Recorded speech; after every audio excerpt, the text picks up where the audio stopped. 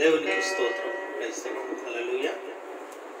మరొకసారి మీ అందరికీ నా హృదయపూర్వక వందనాలు తెలియజేస్తూ ఉన్నాను. మరి అంతరాయం కలుపుల వల్ల సిగ్నల్స్ లేక లైవ్ ఆరాధన ఆగిపోయిందండి. మరి ఈ విషయంలో మరొకసారి మీకు ఈ సందేశాన్ని పంపించడానికి మేము ప్రయత్నం చేస్తూ ఉన్నాం. మరి శ్రద్ధగా మీరందరూ కూడా వినాలని, విని ఆశీర్వదించబడాలని మనసారా కోరుకుంటూ ఉన్నాను. పరిశుద్ధ గ్రంథంలో నుండి మత్తయి శుభవార్త 13వ అధ్యాయం 15వ వచనం. 13వ అధ్యాయం 15వ వచనం క్లుప్తంగా మాట్లాడుతున్నాం. ఈ ప్రజలు కన్నులారా చూచి, చెవులారా విని, హృదయంతో గ్రహించి, మనస్సు త్రిప్పుకొని నా వలన స్వస్థత పొందకుండానట్లు వారి హృదయము క్రొవ్వినది, వారి చెవులు వినుటకు మందములైనవి, వారు తమ కన్నులు మూసుకొని ఉన్నారు కనుక మీరు వినుట మట్టుకు విందురు గాని గ్రహింపని గ్రహింపరు, చూచుట మట్టుకు చూతురు గాని ఎంత మాత్రము తెలుసుకొనరు అని యెషయా చెప్పిన ప్రవచనం వీరి విషయమై నెరవేరుచున్నది. అయితే మీ కన్నులు చూచుచున్నవి గనుక అవి ధన్యములైనవి, మీ చెవులు వినుచున్నవి గనుక అవి ధన్యములైనవి. దేవునికి స్తోత్రం. 17వ వచనం కూడా, అనేక ప్రవక్తలను నీతిమంతులను మీరు చూచు వాటిని చూడగోరి చూడకపోయిరి, మీరు విను వాటిని వినగోరి వినకపోయిరని మీతో నిశ్చయముగా చెప్పుచున్నాను. దేవుడి మాట మన వినుకడిలో దీవించి ఆశీర్వదించును గాక. ఆమేన్. ప్రియమైన సహోదరి సహోదరులారా, ఈ దినాన మనం ఉన్న పరిస్థితి ఒకసారి మనం ఊహించుకుంటే, ఒక 5 నెలలు వెనక్కి వెళితే గనక, ఒక 5 నెలల క్రితం మనం ఎంత హ్యాపీగా ఉన్నాం. ఎవరి పని వారు చేసుకున్నారు, ఎవరు ఉద్యోగం వారు చేసుకున్నారు, ఎవరు ఆరాధన వారు చేసుకున్నారు. అందరూ కూడా హ్యాపీగా ఉన్నారు. చాలా ఎక్కడో దూర సమాచారం, చైనాలో ఏదో జరిగిందట, పెట్టెలు రాలిపోతున్నట్లుగా ప్రజలు నడి రోడ్డు మీద పడిపోతున్నారు. వింటూ వచ్చాము. మనం అనుకోలేదు మన దాకా వస్తున్నాం. ఈ 5 నెలల్లో మన పరిస్థితి మారిపోయింది. మన రాష్ట్రం, మన దేశ పరిస్థితులు మారిపోయాయి. ప్రపంచ పరిస్థితులే భయానకంగా మారిపోయాయి. దేవునికి మహిమ కలుగును గాక. ఆమేన్. ఈ విషయాలన్నీ మనం వింటున్నప్పుడు, చూస్తున్నప్పుడు మనం తెలుసుకోవలసినటువంటిది ఏదైనా ఉందా? మనం నేర్చుకోవలసింది ఏదైనా ఉందా? ఈరోజు క్రైస్తవులు కోకొల్లలుగా ఉన్నారు. సంఘాలు లక్షల కొలది ఉన్నాయి. సేవకులు కూడా తక్కువేమీ లేదు. మందిరాలు ప్రజలతో నిండిపోతున్నాయి. ఎక్కడికక్కడే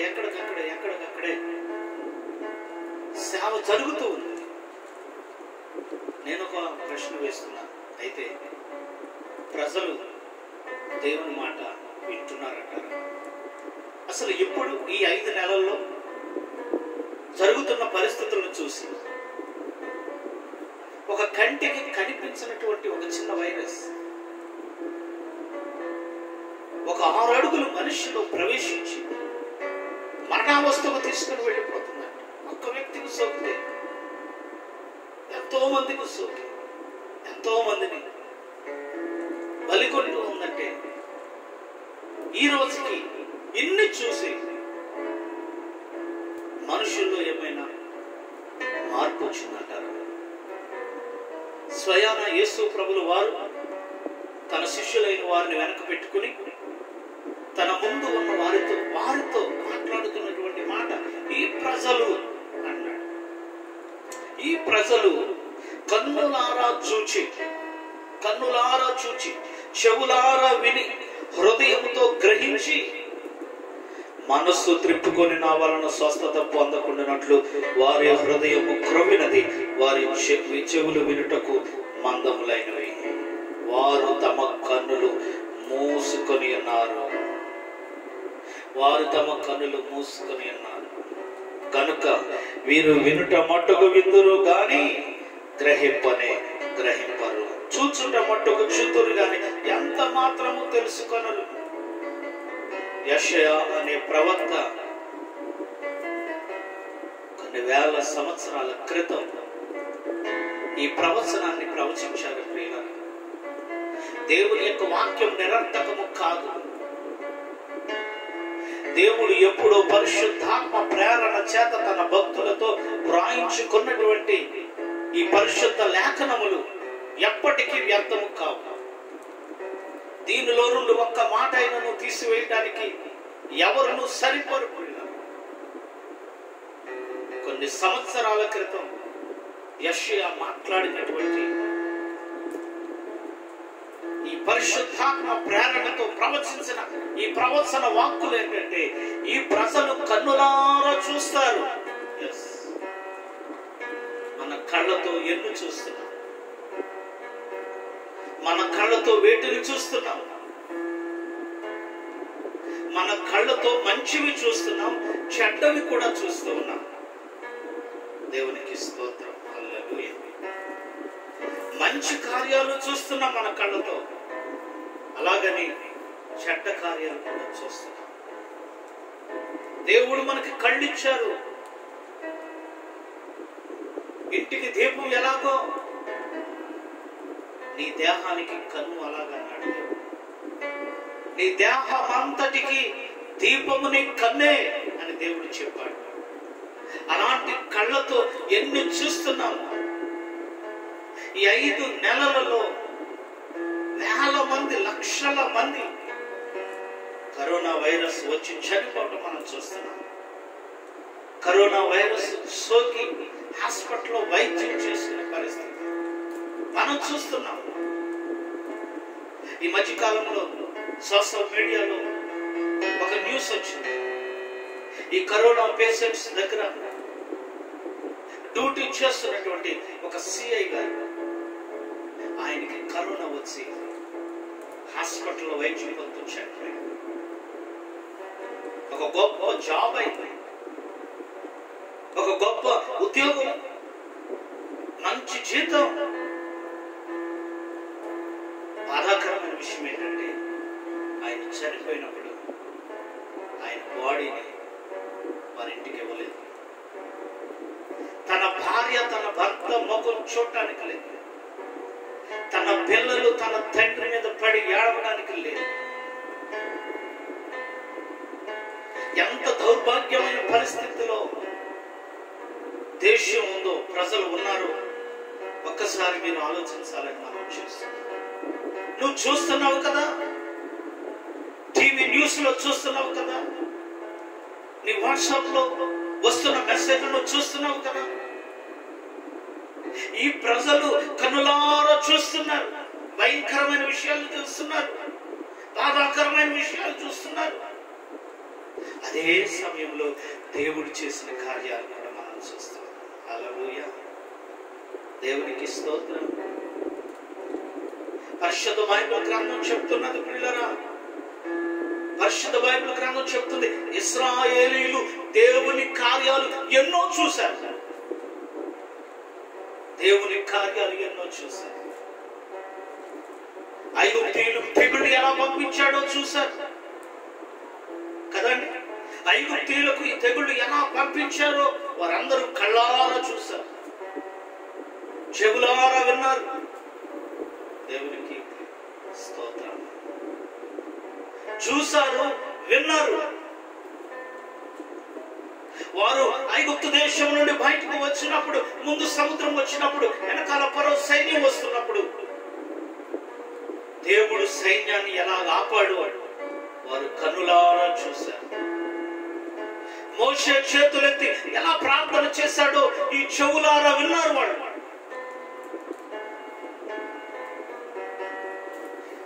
ఐగుప్తి సైన్యము వీరి మీదకి రాకుండా అగ్ని స్తంభాన్ని నిలవబెట్టి దేవుడు సైన్యాన్ని ఆపడం చూశారు. మోషే చేతులెత్తి ప్రార్థన చేయటం విన్నారు. చూశారు, విన్నారు. ఒకటేమిటి, అనేక క్రియలు, దేవుని క్రియలు వారు చూశారు. ఈరోజు నేను నిన్ను అడుగుతున్నాను, సమయం లేదు కనుక ఒక చిన్న మాట, ఈ వీడియో చూస్తున్నటువంటి నిన్ను, ఈ మాటలు వింటున్నా నిన్ను అడుగుతున్నాను, నీవు దేవుని కార్యం ఏది నీ కుటుంబంలో చూడలేదా? నీ ఇంట్లో చూడలేదా? నీ బిడ్డల జీవితంలో చూడలేదా? నీ జీవితంలో చూడలేదా? ప్రభు ఒక్క కార్యం కూడా నీ జీవితంలో చేయలేదా? నువ్వు చూసావా? చూడలేదు. పొందావా? పొందలేదు. దేవుని గురించి విన్నావా? వినలేదా? ఈరోజు కనులారా చూచి, చెవులారా విని, హృదయంలో గ్రహించలేని పరిస్థితిలో ఈరోజు క్రైస్తవ సమాజం ఉంది. క్రైస్తవులోని పేరు చెప్పుకుంటున్న వారు గీతలు గీసుకొని, ఎంత మట్టుకు నాది, ఎంత మట్టుకు నీది అని చెప్పి హద్దులు గీసుకొని, సంఘానికి మధ్య భేదాలు పెట్టుకుని, ఏ మాత్రము కూడా దేవుని చిత్తాన్ని నెరవేర్చకుండా, దేవుని మాటను వినకుండా, స్వచిత్తాన్ని ఎవరికి వాళ్ళే జరిగించుకుంటూ లేరా? ఎవరికి వాళ్ళే తన సొంత చిత్తాన్ని, నీకు ఏ ఆలోచన ఉందో ఆ ఆలోచన నెరవేర్చుకుంటున్నావు. నువ్వేది చేయాలనుకుంటున్నావు చేస్తున్నావు. నువ్వు ఎలా ఉండాలనుకుంటున్నావు అలా ఉంటున్నావు. బాధ వస్తే కాసేపు బాధపడుతున్నావు, మర్చిపోతున్నావు. భయం వస్తే కాసేపు భయపడుతున్నావు, మర్చిపోతున్నావు. దేవునికి ఏది మనకి జాగ్రత్త? ఏది? ఎక్కడుంది జాగ్రత్త? ప్రభు ఎన్నో మార్లు చెప్పాడు బైబిల్లో, జాగ్రత్త పడుడి ఎన్నో మార్లు చెప్పాడు. మెలకువగా ఉండి ప్రార్థన చేయండి ఎన్నో మార్లు చెప్పాడు. ఈరోజు క్రైస్తవ సమాజం, క్రైస్తవ సంఘం యొక్క దుస్థితి ఏంటంటే జాగ్రత్త లేకపోవడం. సరే, దేవుడిని ఎరగని వారు, దేవుడు అంటే తెలియని వారు, వారు ఎలాగా కూడా తెలియకుండానే ఉన్నారు. వారికి ఎటు జాగ్రత్త లేదనుకుందాం. ఈరోజు ఒక్కొక్క గ్రామంలో ఎన్ని మందిరాలు ఉన్నాయి? ఒక్కొక్క మందిరంలో ఎంతెంత మంది విశ్వాసులు ఉన్నారు? వారు ప్రార్థన ద్వారా, దేవుని వాక్యం ద్వారా ఎన్ని అద్భుతాలు, ఆశ్చర్య కార్యాలు, మహిమ కార్యాలు చూస్తున్నారు. వారందరూ ఈరోజు వారందరూ కూడా దేవుని కార్యాలు చూసిన వారు. జాగ్రత్త పడుతున్నారా? కుటుంబాన్ని జాగ్రత్త పెట్టుకుంటున్నారా? ఆలోచించండి. ప్రార్థన చేస్తున్నారా? బైబిల్ చెప్తుంది, మత్తయి శుభవార్త 13వ అధ్యాయంలో మనం ఆలోచన చేస్తే 13వ అధ్యాయం, ఈ ప్రజలు కన్నులారా చూస్తారు, చెవులారా వింటున్నారు, హృదయంతో గ్రహించి మనస్సు త్రిప్పుకొని నా వలన స్వస్థత పొందకున్నట్లు వారి హృదయం పొందినది. హృదయము దేవునికి ఇవ్వాల్సింది. దేవునికి ఇవ్వాల్సినటువంటి హృదయమే దేవునికి ఇవ్వకుండా క్రొవ్వినది. వారి చెవులు మందమైపోయినాయి, వారు వినటం లేదు, జస్ట్ చూస్తున్నారంతే. దేవుని మాట వినటం లేదు. ఎంతమంది క్రైస్తవ లోకం ప్రార్థన చేస్తూ ఉంటే ప్రభు ఎందుకు కార్యం చేయట్లేదని మనం ప్రశ్న వేసుకుంటే మనలో చాలా లోపాలు ఉన్నాయి. సరిదిద్దుకోవలసినవి, సరి చేసుకోవలసినవి, నేర్చుకోవలసినవి, విడిచిపెట్టవలసినవి, పొందుకోవలసినవి చాలా ఉన్నాయి. ప్రియమైన దేవుని బిడ్డలారా, నా ప్రియమైన సహోదరి సహోదరులారా, వాక్యం చెప్తూ ఉండేది, దేవుని మాట వినటం లేదు. మీరు చూస్తున్నారు, ఎన్నో కార్యాలు వింటున్నారు, కానీ హృదయంలో గ్రహించుకుని మనసు త్రిప్పుకొని నా వలన స్వస్థత పొందాలని అనుకోవట్లేదు. కారణం వారి చెవులు మూసుకొని ఉన్నారు. చూడండి అంటున్నాడు, కనుక వీరు మీరు వినుట మట్టుకు విందురు గాని గ్రహింపనే వింటారు దాన్ని పట్టించు. ఎవరైనా వాళ్ళు మోకరించండి. ప్రియమైన వారులారా, పత్యపురం, నీలాద్రిపురం, పట్టిపాలెం సంఘస్థులకు నేను చెప్తున్నాను, ప్రతిరోజు క్రమం తప్పకుండా ఎవరిళ్ళ మోకరించండి. కుటుంబ సమేతంగా మోకరించి ప్రార్థించండి. బైబిల్ గ్రంథంలో విషయం జ్ఞాపకం వస్తూ ఉంది. ఏలియా కాలంలో, అది సమయం ఉందో లేదో నాకైతే తెలియదు, ఏలియా కాలంలో ఆనాటి ప్రజలు బయలు పోసారులకి ఏలియాకి ఒక పోటీ వచ్చినప్పుడు ఆ పోటీ అక్కడున్న ప్రజలు కళ్ళారా చూశారు. అక్కడున్న ప్రజలు కళ్ళారా చూశారు. 450 మంది బయలు ప్రవక్తలు ఏమండి ఉదయం నుంచి సాయంత్రం వరకు వారి దేవతలకు ప్రార్థన చేసిన వారి దేవతలు వారి ప్రార్థనకు జవాబు ఇవ్వలేదు. ఒక్కడే ఒక్కడున్నాడు, ఏలియా. రోషము కలిగిన వాడు, భక్తిపరుడు, ప్రార్థనాపరుడు, దేవుని కొరకు త్యాగపూరితమైన జీవితం జీవించినటువంటి ఏలియా మాత్రం ఒక్కడే మిగిలి సాయంకాలం నైవేద్య సమయంలో అతడు ప్రార్థన చేశాడు. దేవునికి స్తోత్రం. అతడు ప్రార్థన చేసే ముందు ఏం చేశాడు తెలుసా? ఒక క్రమాన్ని పాటించాడు.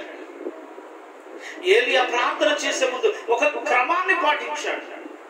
ఎస్, క్రైస్తవునికి క్రమం ఉండాలి.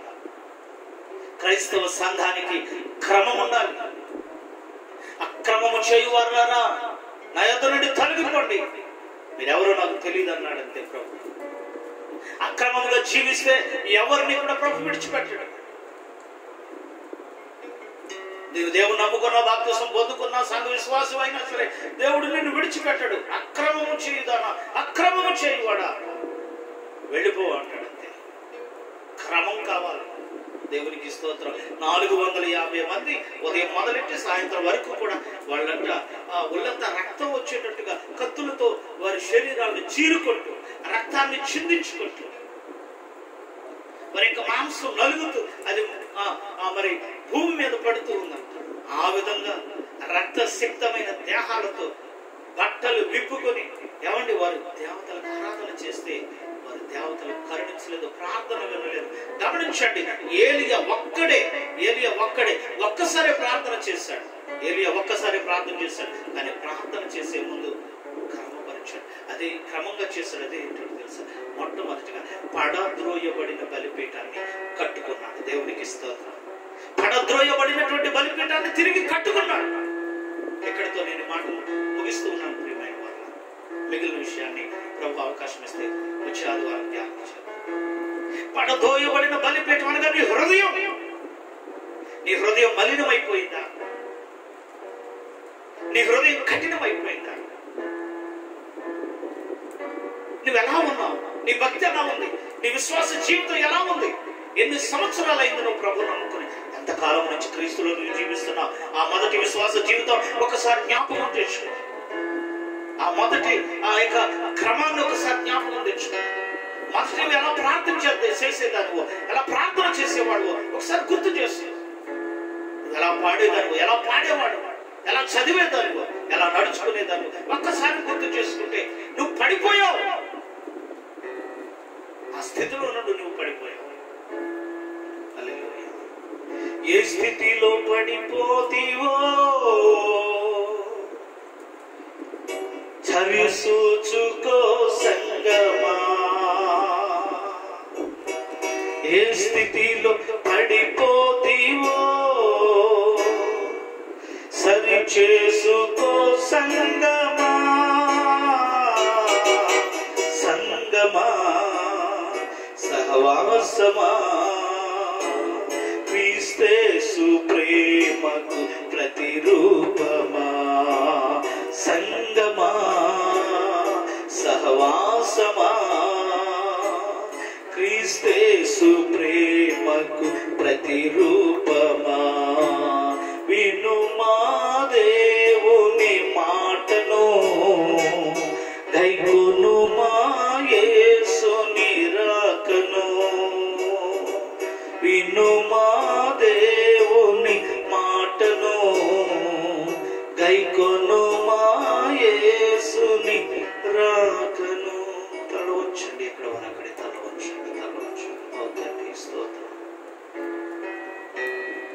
కన్నులారా ఎన్నో సంగతులను చూస్తున్నాం, చెవులారా ఎన్నో సంగతులను వింటున్నాం. హృదయంలో గ్రహించుకునే వారు కొందరు, గ్రహింపు లేని వారి కొందరు, విని వదిలేసే వారి కొందరు, విని అనుసరించే వారి కొందరు, మనస్సు త్రిప్పుకొని వారు కొందరు, మనస్సు త్రిప్పుకోని వారు కొందరు.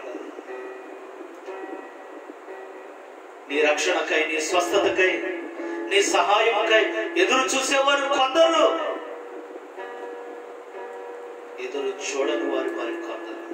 అయ్యా తండ్రి, నా భారతదేశమునైనా, నా ఆంధ్ర రాష్ట్రము తండ్రి, ఓ నీ ప్రజలునైనా నశించిపోతున్నారయ్యా. ప్రపంచ దేశముల కొరకు, భారతదేశము కొరకు, మా రాష్ట్రం, మా ప్రాంతం, మా గ్రామము, మా సంఘము, మా పరిచర్య కొరకు ప్రార్థన చేసే ఉజ్జీవమైన జీవితములు మాకు పుట్టునుగాక. ఉజ్జీవకరమైన ఆత్మీయ జీవితములు మరలా మా బ్రతుకులలో చిగురించునుగాక. పతనమైపోయిన, పాడైపోయిన, పడగొట్టబడిన మా జీవితాలు మరలా కట్టబడునుగాక.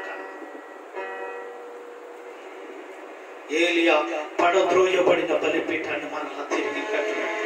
ఎవరికి వారుగా, ఎవరికి వారుగా ప్రభుత్వం చెప్తుంది, ఎవరికి వారే జాగ్రత్తలు తీసుకుంటే కరోనా నీకు రాదు అన్నట్టుగా.